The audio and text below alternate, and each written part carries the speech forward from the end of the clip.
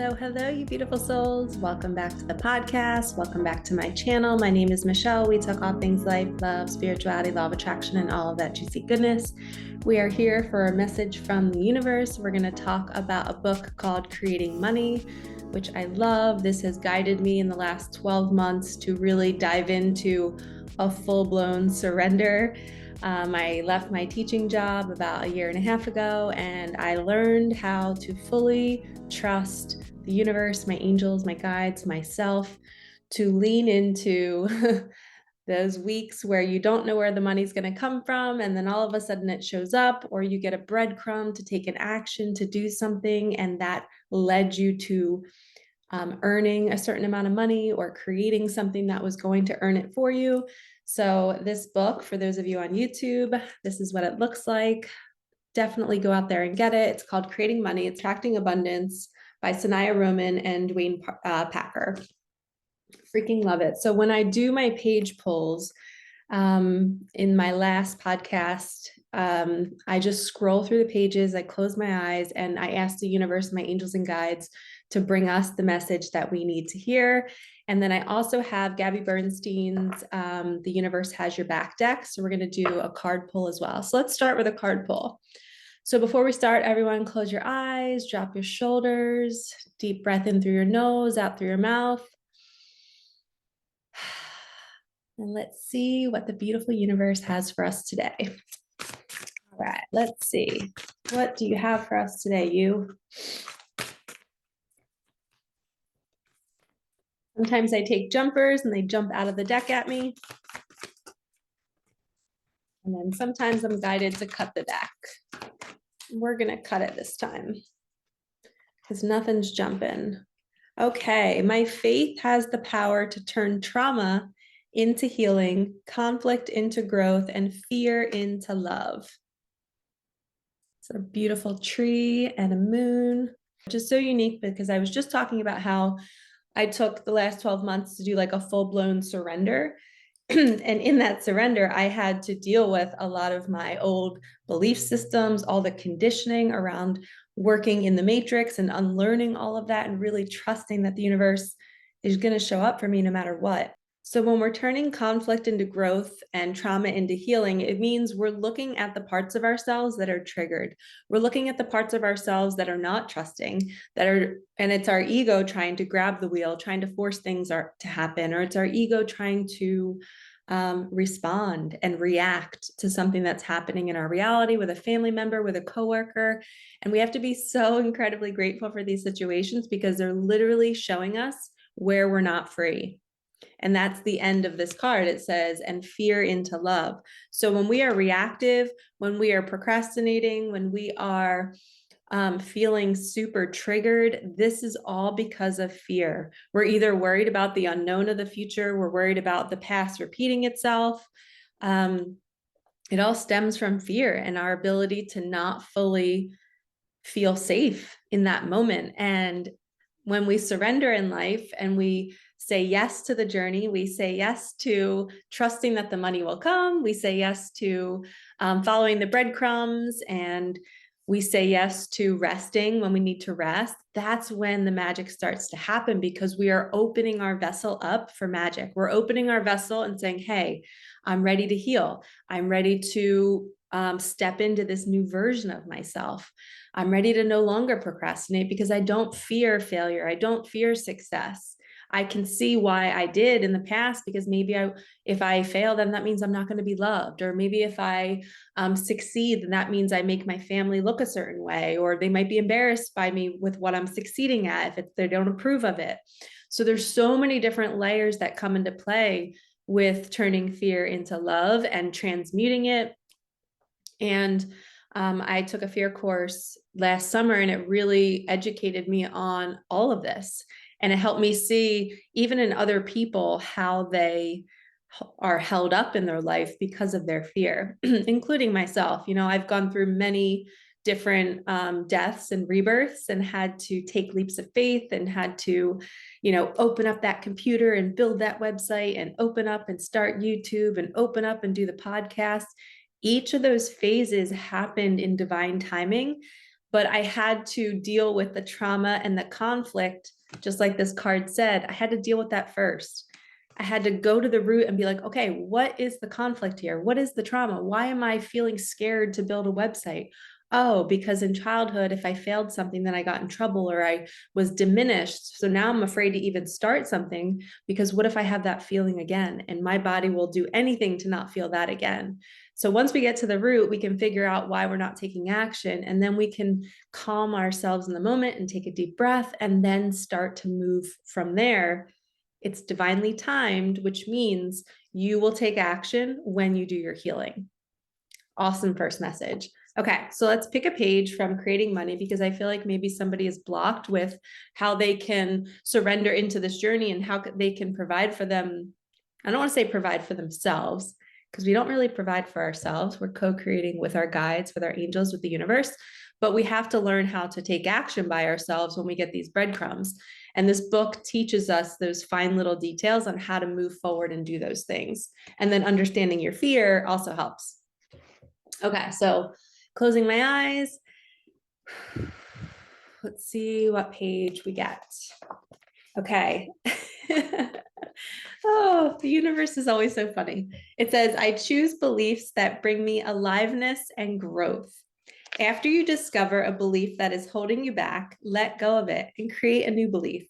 One way you can do this is to get quiet, close your eyes, imagine light all around you, and in some symbolic way, remove the old belief. You may see written out in front of you, I don't deserve to have money. Now erase the letters one by one. Picture the new belief in its place, perhaps in big letters, I deserve money.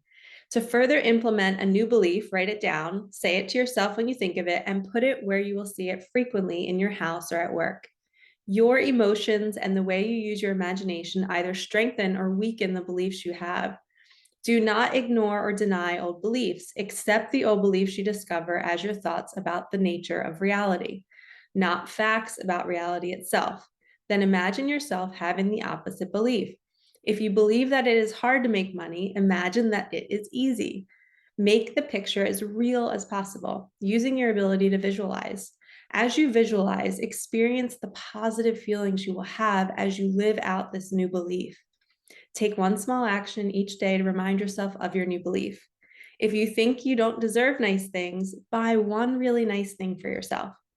As you take such actions, you may discover new feelings and beliefs coming up for you to see and work with. My beliefs create good things for me. How freaking perfect and aligned is this card that we got and this page in this book? So we are going to, right now, everyone's going to take a deep breath and you're going to think about what it would feel like to have whatever it is you want to have. If it's the partner, it's the car, it's the job, it's the type of feeling you want to have living out your mission. You're helping people. You're hearing people say, wow, so-and-so really changed my life today. Or you're getting an email or a message saying that like congratulating you on something that you did that took you months to work on. Step into the feeling right now. I'm going to step into the feeling of money, which I love working with money because it's such a beautiful energy. It's love. It's just an energetic exchange between people. And I'm going to think about somebody paying me for my service, somebody paying me for a reading or paying me for a coaching session, and seeing that money come into my Venmo and me feeling so good because they want to pay me because I gave them something today. They're walking away with something valuable and meaningful. And that's because of me. And that's because of the work that I did. And this is what life is about, is getting into our mission and providing a service for people and them feeling so grateful that you're alive to give that to them and they want to pay you. And then you can use that money to feed your soul, to feed your body, to feed your family, to buy a new shirt, to buy a new outfit, to go get that gym membership. You can use that money for good. And when we're creating money, we can create money out of thin air. We can create money using our services. You can create money in so many different ways. But one of my greatest joys, and I think I wanted to share this for all of you right now, is doing what you love and people needing it and then paying you for it. There's nothing better. Honestly, there's nothing better than like being of service and feeling into that, like, yeah, like I helped somebody today and I was worthy and they wanted to shower me with love energetically with money. And stepping into the feeling before you receive it. So whatever you're trying to co-create today, step into the feeling of having it first. So me stepping into my Venmo blowing up, or a client leaving my house and leaving cash on the counter, feeling what that feels like, that will create more in the next hour, day, week, month. And we have to intentionally put our conflict, our trauma, we have to address it, see it, step through it, and say, I'm not going to procrastinate. I'm going to put myself out there because I want these clients to want to pay me. I want to help them. And when we step through and follow that fear and we transmute it and we start to show up more and we're in our highest expression, we're then going to receive the thing that we've been manifesting, the thing that we've been sitting down and envisioning and feeling into. So that's the breadcrumb piece. So right now we just fell into what it would be like to have a car, to get paid by a client, to receive money out of thin air, to have a healthy body, to have the body of your dreams where it looks sexy and sweet and cute. And it's just for your own enjoyment, right? And when we're in that feeling, we're telling the universe, we're literally placing a DoorDash order with the universe. We're opening up our phones, we're saying, I want this, that, and that. Hit send, boom, the order is out there. The feeling has been placed in your body. And now we have to see when it comes and knocks on our door, what's it going to look like? Is it going to be somebody inviting us to go somewhere? We have to say yes, because that invitation is a breadcrumb leading us to the feeling that we just asked for. I hope that makes sense. So when the DoorDash order arrives, sometimes it arrives with your money. Sometimes it arrives with a breadcrumb where you might have to go to a certain environment to meet somebody to then connect you to the feeling that you're going to receive. There's so many different things. It might be an intuitive nudge to turn down a street and all of a sudden you end up at this cute bookstore and you walk in and there's this person there that you connect with, and all of a sudden you now have an opportunity to, sell the book that you wrote in this bookstore. There's so many different ways the universe works through us and through other people to bring us those desires. And first we have to address, how do I want to feel when I have it? And when you step into the feeling of having it, that's when you get moved closer and closer and closer to receiving that desire and to receiving that feeling. So it's all about your vibration and it's all about your frequency. So I'm going to end this podcast teaching you about the difference between the two. Okay. So when we're creating money or we're moving through fear, there's a frequency and there's a vibration in our body. Our frequency is, our frequency is basically like a deeply rooted feeling about life, about people. It's like our really deep belief system, right? So like say you get divorced, right? And your vibration is very low. Okay. Your vibration is low because you're sad, you're lonely, you're feeling heartbroken, but your frequency is high because you can see the good in the situation. You can see that the marriage wasn't right for you. You can still love your ex and you send them good energy if that's the situation. That means your frequency is still high because you have pure love in your heart for this person, but your vibration is low at the moment, and that's okay. So we can still co-create when our vibration is low. It's all about your frequency. So in reverse, here's somebody who's maybe making a ton of money, right? And their vibration is high. They're making a ton of money, but they're very greedy. Their frequency is low. They are not using that money for good. Maybe they're manipulating people to get it. That is a low frequency, and that is karma. And that karma will build and build and build, and that person will eventually have to deal with that karma at some point, whether it's in this lifetime or the next lifetime. But their vibration could be really high because they're making a ton of money and they're traveling and they're doing all these things, but their frequency, and these people you can feel when you're around them, their frequency is a low vibration. It's just a low frequency. You can tell that they don't have a pure heart. They're serving themselves. And that's the difference. Okay. When you have a high frequency, you're here to serve others and to nurture yourself. When you have a low frequency, you are only self-serving. You're not thinking about other people. And when we can learn the difference between the vibration being high, the frequency being high, and vice versa, we can then know on ourselves, in our own body, in our own auric field, okay, what's my frequency like right now? Am I speaking unkindly about this person? Do I have anger and hatred towards my family, but yet I'm on the surface all happy go lucky?